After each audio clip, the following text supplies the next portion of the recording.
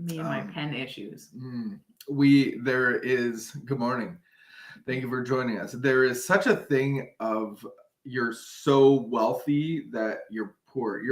It's like you have so much, so you have nothing. It's like we have so many pens that we have none. It's not true. Like, what am I trying to say? When you have, not a clue. Remember when we had TV and we had channel, I think it started at 2 or 3. Global was 3. And it would go up to 5 36. Was the French channel. And then 29 was 21 was weather, 29 was much music, 30 was sports, 27 was sports, and so on. But that was it. And then we got this new TV thing with a box, and it was like Roger, I think it was Bell. And we had like how many channels? 1 million. Yeah. And it's like you can't even watch it. There's nothing on. All you do is spend your time looking through. That's the concept of poverty of wealth. Is that a thing? I'll look into it. You just told us that it is. Okay. No. I think it is a thing. I think we do that when we have so much, then we're just like poor. Gotcha. See, when I'm saying it, it doesn't really make sense. No? In my head, it makes so much sense. How are you doing today? Good. How are you doing? Are you ready to get a read on? Yeah. Good to see you too. Good morning. Good morning. What day is it? Oh, wait. So, sorry. Why did you talk about the poverty of wealth? Because you were talking about pens. Yeah. You feel like we have too many. We have so many pens that. I was introduced to a pen called the Muji pen. I am not sponsored by Muji, nor would they really sponsor me because it wouldn't help them very much, except in my own purchasing, but that would eliminate one of their customers. So we have been introduced to this magical pen. Oh, very good. It is. I believe Muji it's pen. from Japan. And no, but can I tell the story? So we bought the same pens and we bought lots of them. And there was a constant, like, where's my pen? You took my pen. And so I got mad and I put nail polish on all my pens. So I made a pink ring on all my pens and discovered the accusations were very correct. I'm the pen thief. I take pens all the time. One of my highlights in my life is walking through Toronto and finding a Muji pen store, which I spent way too much money. Yeah. Every time I go there, it's kind of like Costco. Like, we just buy pens. Yeah, like $200 worth. I still have lots. I give them for gifts. We give them away. Yeah, very kind. I feel like sometimes I feel like Oprah. These are my favorite things. Green, blue, red, and black. No, I have 3. I have 4 colors. Pens. Oh yeah, just pens, but different colors. And then there's the 4-in-1 color. No, I don't like the 4-in-1. Man, people like that. People like the gift. No. Because it's too thick or because it's too many things and you only want one thing. What about it? I don't like the size of it. I don't like the way the ink goes. Like it gives you discomfort in your you have to hold it. I remember in Indonesia we had like these ones like this big. Oh, with all the different colors. Yeah, I had like 300 colors. You had to hold it like this. Oh, okay. All right. Is it my turn to read today? Yeah. All right. So we're gonna read a reading. Hold on to your pens, everybody, because. No, now that my pens have a pink ring around them. I'm just talking about other people's that don't. I know. Oh yeah, no, yours. No. Yeah. I'm the one with the pink ring, and so I know. Oh, this is not my pen. Where did I get this? If you have it, and then do you give it back, or do you just? I give it back. I do. Add pink rings to. No, I've never done that. I've never done that, and I return your pens all the time. Yeah.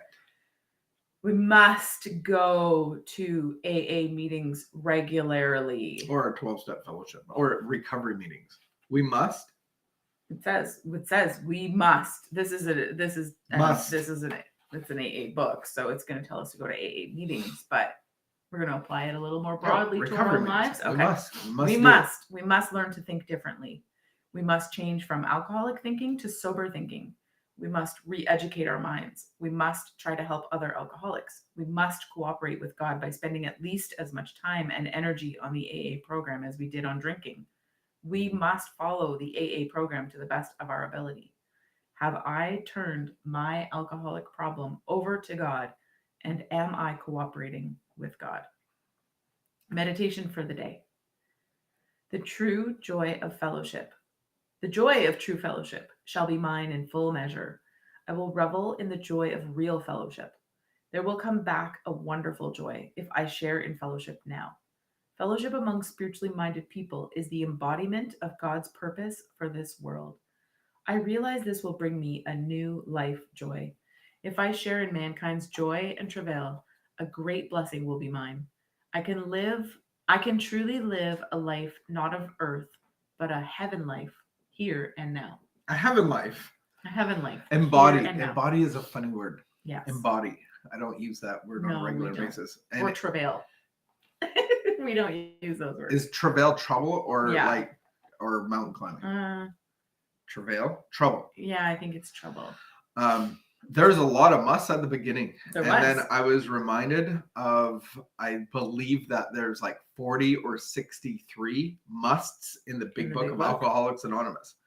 And the concept is, and people like to say, it's suggestive. It's suggestive if you want to get the product that they're promising. It's like if you want to build Nana's butter tarts, stop adding your own crap to it. Like, these are butter tarts. These are award-winning butter tarts. And if you change the recipe, then you're not going to get the desired outcome, and you'll get like Christmas loaf or something that you don't want.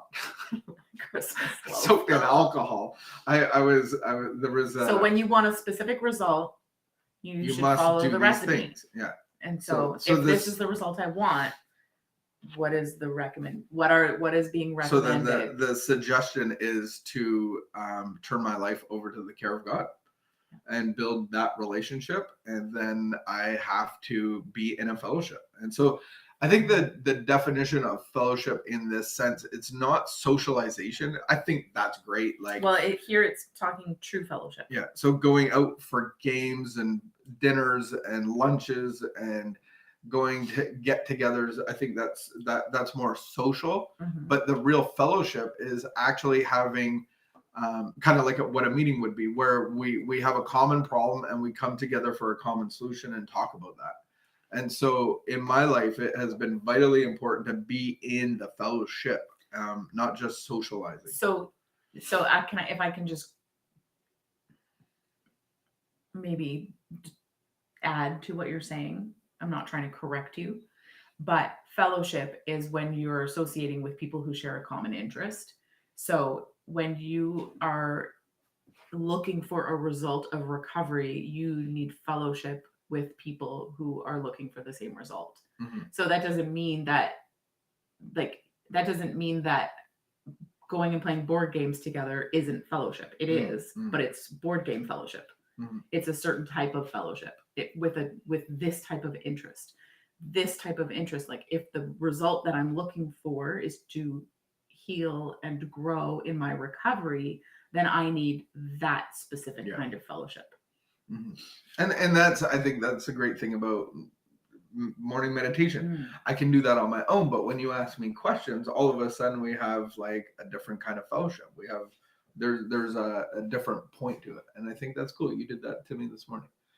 And then today we have a fellowship meeting of recovery at noon. 12 o'clock on Zoom. And so we have that at Zoom. And then Thursday, I'm planning on doing one soon. I don't even know when. When do you think I should get started? I don't know. Next week or the week after? I think you could start it soon. Yeah.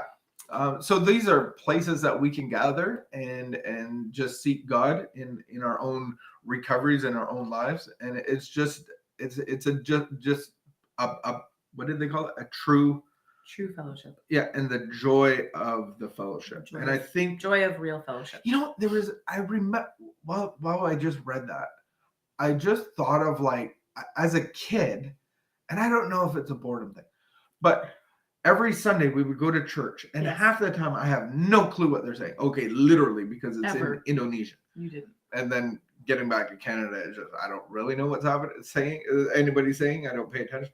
But then when it lets up, I feel something. Like I feel like, oh, that was really good. So I don't know if that's boredom making me feel good, but I love going to church and I love going to meetings. And I'm not there to tell everybody how much I know. I just love being a part of hearing people's different thoughts and ideas on. But you didn't always. I didn't always. You did not always. You did not like to put yourself in those settings. But those settings were very uncomfortable for you. Must. I must do the things that I don't necessarily want to do. Like even in the physical realm, like, do I really not want to eat an apple today? Do I really want to work out today? Do I really want to, like, these are the must to get to a certain result and achieve a stronger and grow relationally with my relationship with God. All right. So the must turns into the joy.